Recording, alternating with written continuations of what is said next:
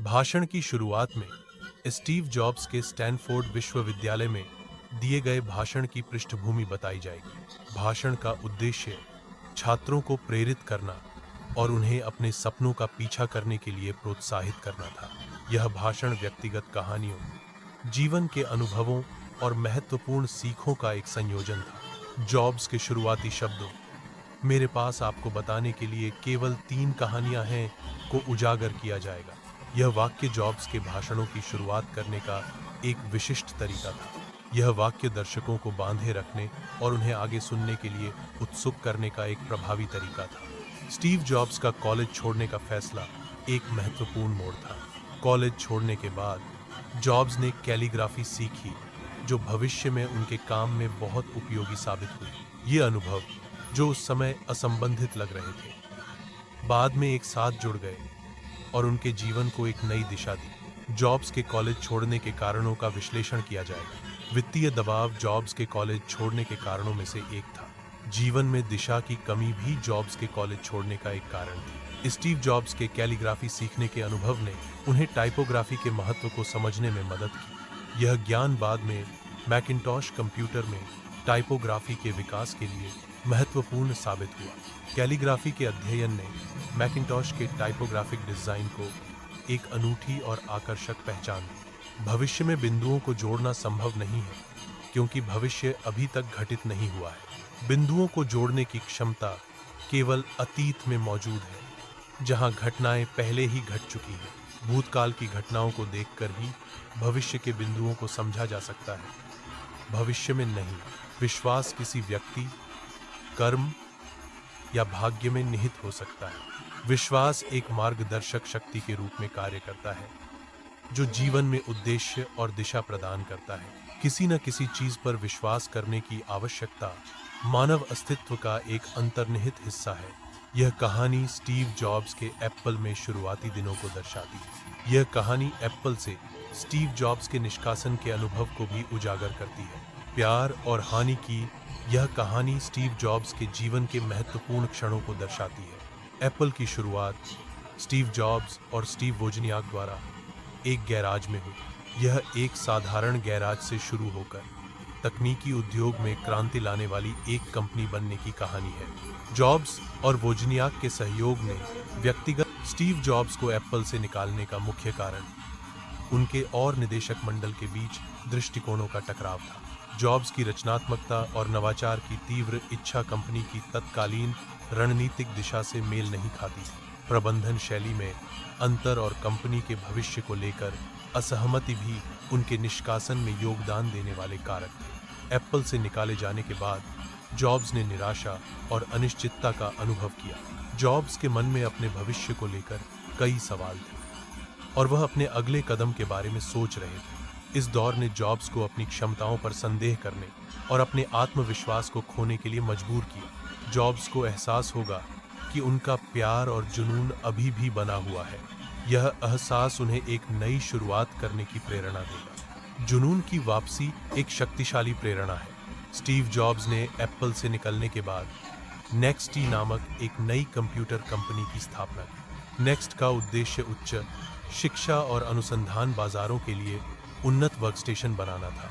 Jobs ने बाद में पिक्सर नामक एक कंप्यूटर एनिमेशन स्टूडियो भी शुरू किया, जिसने फिल्म उद्योग में क्रांति ला दी। पिक्सर की सफलता का श्रेय टॉय स्टोरी जैसी पहली कंप्यूटर एनिमेटेड फिल्म बनाने को जाता है।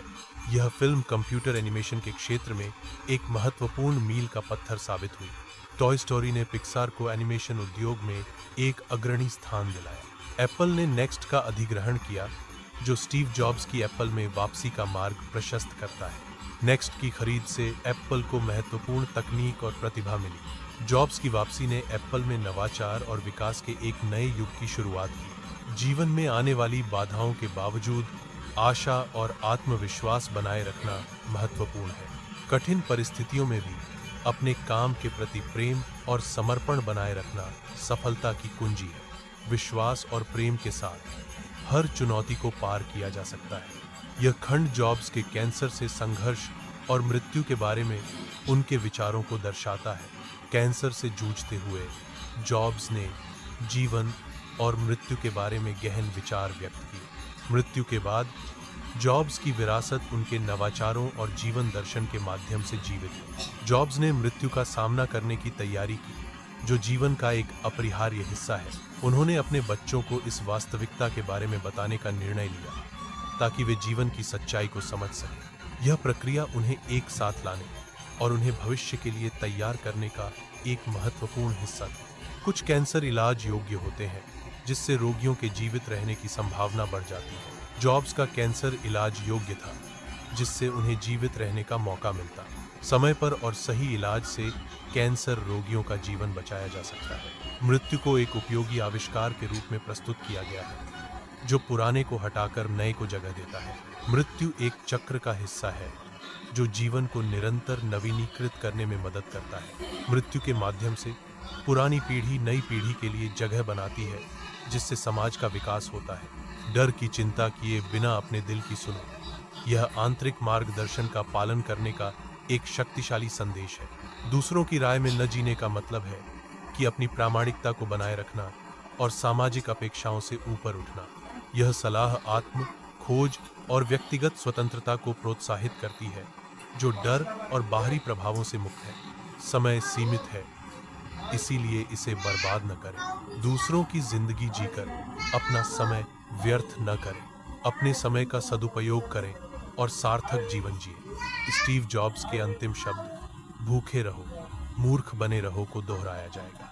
यह वाक्यांश निरंतर सीखने और जिज्ञासा बनाए रखने के महत्व को दर्शाता है। यह एक प्रेरणादायक संदेश है, जो व्यक्तियों को कभी भी संतुष्ट न होने और हमेशा कुछ नया खोजने के लिए प्रोत्साहित करता है। जॉब्स ने इन शब्दों को एक पुरानी पत्रिका के आखिरी पन्ने पर देखा था।